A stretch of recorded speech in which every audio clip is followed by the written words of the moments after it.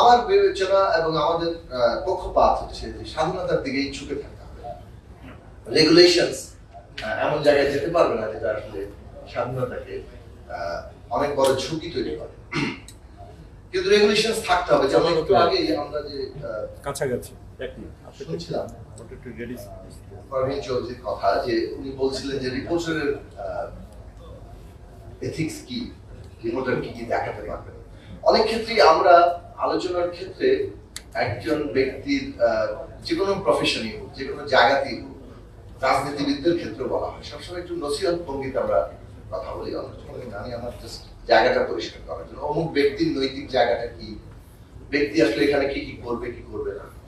ব্যক্তি তো নানা ধরনের সীমাবদ্ধতার মধ্যে থাকতেই পারে, বলে একটা রেগুলেশন আছে কিনা, একটা রিপোর্টার কি কি রিপোর্ট দেখাতে পারবে আর কি কি দেখাতে পারবে না, সেটার বিষয়ে আগে সুনির্দিষ্ট একটা নীতিমালা থাকা দরকার।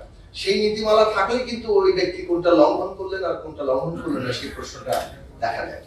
যদি সেইটার প্রপার নীতিমালা না থাকে তাহলে উনি তার কাণ্ড জ্ঞানে, তার বিচার বোধে যেটা দেখানোর প্রয়োজন সেটা সে দেখিয়ে বলবে, সেটা হয়তো সাধারণ মানুষ। এখন যেমন ভিকটিমের চেহারা ব্লার করা হয়, কিছুদিন আগ পর্যন্ত তো সমস্ত বিভৎস চেহারা দেখানো হতো, সেটার ক্ষেত্রে নীতিমালা ছিল না, অথবা এই আওয়াজটা ঠিক মতো ওঠেনি। ফলে আমার মনে হয় যে রেগুলেশনস এর জায়গাটা থাকা দরকার, এবং সেই জায়গার মেইনটেনেন্স ঠিক মতো হলো কিনা, কি বলে যে সেটা মান্য করা হলো কিনা, সেটার জন্য প্রেস কাউন্সিলটা খুব গুরুত্বপূর্ণ। নাগরিকের দিক থেকে ব্যক্তির পাওয়া যায়। এই একটু আগে মোহাম্মদ মুর্শিদ বললেন প্রেস কাউন্সিলে ওই ধরনের বিচারিক জায়গা থাকতে পারতে হবে, যেটা এখানে সলিউশন হবে সেটা ফার্দার কোর্টে যাবে, কিন্তু ওইখানে একটা সমাধান হওয়ার মতো ক্ষমতা প্রেস কাউন্সিলে থাকা দরকার, এবং নাগরিক সেখানে যেতে পারেন সেই পথটা সহজ করা দরকার।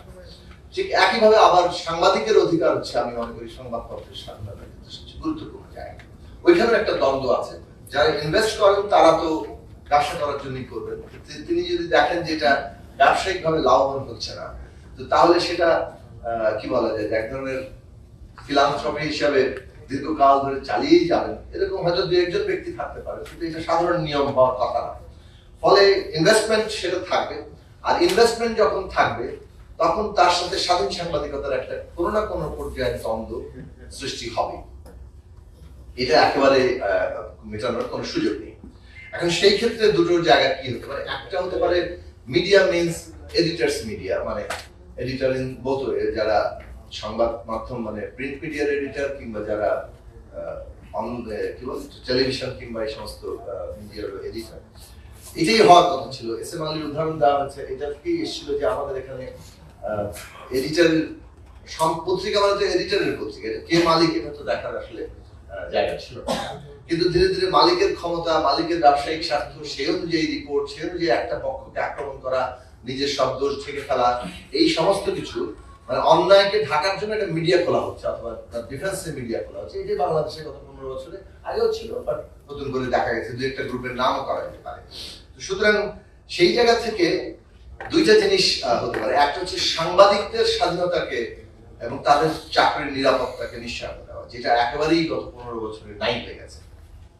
যখন তখন যাকে তাকে ছাঁটাই, যখন তখন তাদের ওয়েজ বোর্ড, বেতন ইত্যাদি, এবং তাদের বিরুদ্ধে মামলা করার যে সমস্ত কায়দা কানুন তৈরি করা হয়েছে, এগুলো বন্ধ করার ক্ষেত্রে এই নতুন সংস্কার কমিশন খুবই মানে যাকে বলে যে অধিকারের যে গ্যারান্টিটা থাকা, সুরক্ষা থাকা, গ্যারান্টি বলতে প্রোটেকশনের জায়গাটা থাকা, সেইটাকে নিশ্চিত করা দরকার। কারণ ওইটা সাংবাদিকের স্বাধীনতা ছাড়া তার আত্মমর্যাদা বোধ রক্ষা করতে তিনি পারছেন, সেটা তার বেতনের দিক থেকে হোক, টিকে থাকার দিক থেকে হোক, নানান জায়গা থেকে হোক। এই আত্মমর্যাদা বোধ রক্ষা করার জায়গাটা না থাকলে আমরা ওই রকম সাংবাদিক পাবো না যারা ক্ষমতার দাপটের মুখে গিয়েও প্রশ্ন করতে পারবে, ক্ষমতার দাপট তাকে ভয় দেখাচ্ছে, তারপরেও তিনি তার নিজের জায়গাটা রাখতে পারছেন, অন্তত আইনি দিক থেকে তার ওই প্রোটেকশনের নিশ্চয়। বাকিটা তো সমাজ এবং ক্ষমতার ভারসাম্য বলছে। ডেমোক্রেসি মানেই পাওয়ার ব্যালেন্স, ক্ষমতাও থাকবে, ক্ষমতাকে চ্যালেঞ্জ করাও থাকবে। ক্ষমতা তো থাকতে হবে, কারণ ক্ষমতাকে কোনো কেউ প্রয়োগ করবে, জনগণের পক্ষে কোনো না কোনো প্রতিনিধি ক্ষমতা প্রয়োগ করবে, এটা হচ্ছে ডেমোক্রেসির নিয়ম। কিন্তু সেই ক্ষমতা আনচ্যালেঞ্জ না, আনক্রিটিক্যাল না, আনঅ্যাকাউন্টেবল না, সেটার জন্য প্রাতিষ্ঠানিক আয়োজন এবং আইন সুরক্ষা সেটা থাকতে হবে। এবং সাংবাদিক সেই ক্ষেত্রে অত্যন্ত গুরুত্বপূর্ণ রাষ্ট্রের অঙ্গ, যেটা চতুর্থ স্তম্ভ বলা হয়, কিন্তু আমি মনে করি স্তম্ভ টম্ব নাম না দিয়ে, মানে এটা একটা মানে অপরিহার্য অঙ্গ।